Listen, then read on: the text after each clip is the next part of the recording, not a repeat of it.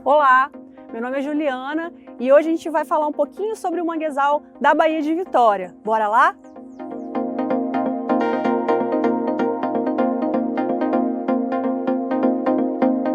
O manguezal é um ecossistema costeiro de transição entre os ambientes terrestre e marinho, presente em regiões tropicais e subtropicais, estando sujeito ao regime de marés. Está associado às regiões costeiras, onde há o encontro da água doce do rio com a água salgada do mar. No Brasil, estão distribuídos desde o Amapá até uma cidade chamada Laguna, em Santa Catarina. Em âmbito mundial, o Brasil é considerado o segundo país com maiores áreas de manguezais, ficando atrás somente da Indonésia. Todas essas áreas brasileiras ainda resistem porque foram criadas leis nacionais que protegem o ecossistema, como o Código Florestal e o Sistema Nacional de Unidades de Conservação. As áreas de manguezais são muito importantes. Elas possuem pontos de desova de inúmeras espécies marinhas, sendo consideradas berçário da vida. A mistura de água salgada com sedimentos provenientes dos rios transfere matéria orgânica para a manutenção da cadeia alimentar da costa, garantindo assim um importante meio de subsistência para as comunidades pesqueiras que vivem no seu entorno. Isso significa dizer que esse ecossistema representa grande importância econômica, pois a sobrevivência da maior parte do pescado capturado nas águas litorâneas, como tainhas, camarões e robalos, dependem da integridade dos manguezais, que são os principais responsáveis pela manutenção de boa parte das atividades pesqueiras das regiões tropicais. Historicamente, a cidade de Vitória é formada por muitas áreas de aterro, assim como a Grande Goiabeiras e a Grande São Pedro. Toda essa área originalmente era formada por manguezal. Hoje em dia, todas as áreas de manguezal da Baía de Vitória, elas estão circundadas por 4 municípios metropolitanos: Vitória, Serra, Cariacica e Vila Velha. Por isso, considerado manguezal urbano. Desde as primeiras ocupações e intervenções para a realização do aterro, as áreas de manguezais da Baía de Vitória sofreram redução e impactos diretos. E embora os anos tenham se passado, a ação do homem continua de forma constante. Ela só não é ainda maior porque a maioria dessas áreas foram transformadas em unidades de conservação. Estima-se ao todo que cerca de 87% dos manguezais brasileiros estejam protegidos por meio dessas unidades. Na Baía de Vitória, existem 6 unidades de conservação, que abrangem diversas categorias. Especificamente em Vitória, além do manguezal presente na Universidade Federal do Espírito Santo, uma área protegida pelo Código Florestal, existem 2 outras unidades de conservação. A Estação Ecológica Municipal Ilha do Lameirão, localizada na região noroeste de Vitória, próxima à foz do Rio Santa Maria, com cerca de 8,9 km², e o Parque Natural Municipal Dom Luiz Gonzaga, conhecido como Baía Noroeste, localizado entre os bairros São Pedro, Santo André, Nova Palestina e Resistência, em uma área de aproximadamente 0,63 km². A relação do município de Vitória com o ecossistema manguezal é muito próxima, tanto em relação à culinária, com os frutos do mar, assim como com a produção das panelas de barro feita pelas paneleiras de Goiabeiras, que utilizam o tanino retirado da casca do mangue vermelho para fazer a impermeabilização das panelas de barro. Tem também toda uma relação histórica, uma relação cultural com o ecossistema. E isso tudo dá mais importância ainda à necessidade de preservação desse ecossistema. Além das paneleiras, outras comunidades sobrevivem direta ou indiretamente de atividades ligadas ao ecossistema, como as tradicionais marisqueiras e desfiadeiras de siri, típicas do bairro da Ilha das Caieiras. Os catadores de caranguejo, que retiram diretamente do manguezal o crustáceo como fonte de sustento da família. Os casqueiros, que retiram de forma correta a casca do mangue vermelho para posterior extração do tanino. E os pescadores, que dependem do manguezal para a manutenção da maioria do pescado que retiram do mar. Não restam mais dúvidas, o manguezal é historicamente parte significativa no processo de formação da cultura capixaba. Diante de toda essa riqueza e importância do manguezal, tanto para as comunidades quanto para a própria manutenção do ecossistema, desde 2007, a Gerência de Educação Ambiental desenvolve o projeto de educação ambiental em áreas de manguezal, Mangueando na Educação, que é um projeto que trabalha por meio de um cardápio de atividades, com diversas atividades voltadas para instituições escolares e não escolares, desenvolvidas com esse tema, ecossistema manguezal.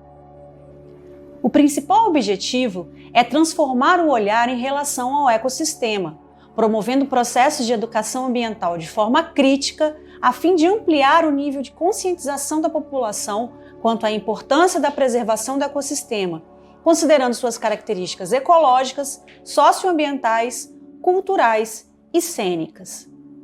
Ficou surpreso com a dimensão e a importância desse ecossistema? Pois é, não para por aí. Você sabe a diferença entre mangue e manguezal? Então, quando a gente se refere ao mangue, nós falamos das árvores, da vegetação daquele local, ou seja, as árvores de mangue. Quando a gente se refere a manguezal, a gente está falando do ecossistema como um todo, envolvendo os animais, as plantas, a água, o solo, ou seja, os fatores bióticos e abióticos. As florestas de mangue apresentam quantidade reduzida de espécies, porém um grande número de indivíduos de cada espécie. No Espírito Santo, são encontradas 3 dessas espécies de mangue. A Rhizophyra mangli, conhecida popularmente como mangue vermelho, que tem como característica principal a presença de rizóforos, que são aquelas raízes diferentes que auxiliam na sustentação da planta na lama. E sua cor avermelhada vem da grande quantidade de tanino existente na casca da árvore. É com esse tanino que as paneleiras de goiabeiras tingem suas panelas de barro, produto típico do artesanato capixaba, como já foi apresentado aqui. Essa espécie de mangue ocupa locais mais próximos à maré. A segunda é o mangue preto, cientificamente chamado de Avicennia schaueriana ou Avicennia germinas, que se desenvolve em solos mais firmes e em áreas mais afastadas da influência das marés. Elas toleram salinidades muito mais altas que os demais mangues. Por último, temos a espécie Laguncularia racemosa, conhecida como mangue branco, que apresenta folhas com um par de glândulas na sua base e cabinhos avermelhados. Tanto o mangue preto quanto o branco apresentam raízes que se desenvolvem horizontalmente ao solo e emitem prolongamentos que crescem verticalmente, denominados pneumatóforos. Eles contêm lenticelas que permitem a troca gasosa com a água.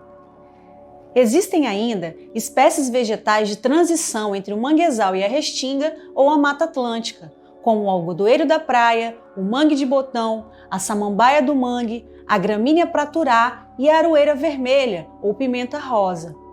É comum também encontrarmos cupinzeiros e epífitas nas áreas de manguezal, sendo que todas essas espécies são encontradas aqui no manguezal da UFES. Essa riqueza também está presente na fauna, porque no manguezal existem muitos grupos de animais, crustáceos, aracnídeos, insetos, mamíferos, aves, peixes, uma diversidade enorme. E esses animais eles são divididos em categorias de residentes, semi-residentes e visitantes do manguezal.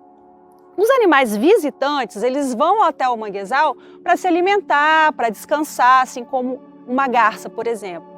Os animais semi-residentes, eles passam parte do ciclo de vida dele no manguezal. Por exemplo, um camarão que vai até o mangue, desova, depois essa ova eclode, cresce um pouquinho e volta para o rio ou para o mar. E tem também os residentes, que são aqueles animais que passam todo o seu ciclo de vida no manguezal. O principal exemplo é o caranguejo. E por falar nos famosos caranguejos, eles são muito importantes para a cadeia alimentar, pois ao se alimentarem transformam folhas e frutos em pedaços menores que servirão de alimentos para pequenos animais, que por sua vez alimentarão aves e peixes maiores que serão consumidos pelo homem.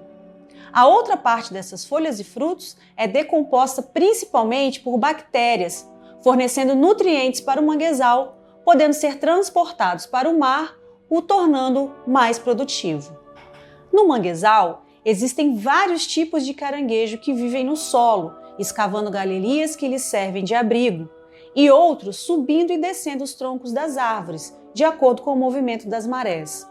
Em Vitória, encontramos algumas espécies, como o marinheiro, o aratu, o chama-maré e o goiamum, que se encontra na lista de espécies ameaçadas de extinção do Espírito Santo, sendo sua cata proibida em qualquer época do ano. Em relação ao caranguejo-çá, existem 2 períodos de proibição de cata, a andada e o defeso do caranguejo. A andada consiste no período reprodutivo desse animal. Ocorre geralmente nas luas cheia ou nova, entre os meses de janeiro a abril, onde os machos e as fêmeas eles saem de suas tocas e andam pelo manguezal para passar pelo processo reprodutivo. A legislação da andada ela é estadual e a cada ano ela varia de acordo com o calendário lunar, entre outros aspectos técnicos. Já o defeso consiste no período de troca de carapaça do caranguejo. Ocorre geralmente entre os meses de outubro e novembro e a legislação ela é federal, mas ela é válida somente do estado do Espírito Santo até Santa Catarina. O desrespeito aos períodos de andada e defeso, além do uso de métodos ilegais de captura, contribui para a diminuição da população de caranguejo-çá.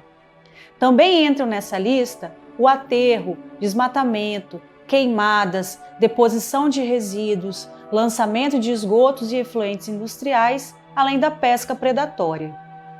Tudo isso traz grandes prejuízos ambientais e potencializa os problemas da população que vivem no entorno dessas áreas.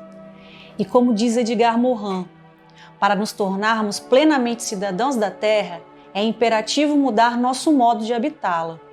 Ou seja, é necessário mudar os paradigmas e as relações que o ser humano tem com o ecossistema manguezal e principalmente com a Mãe Terra. Religar o afeto, o amor e o cuidado para com ela, de forma a transformar e então fortalecer a teia da vida, em que os elementos se complementam e cooperam entre si.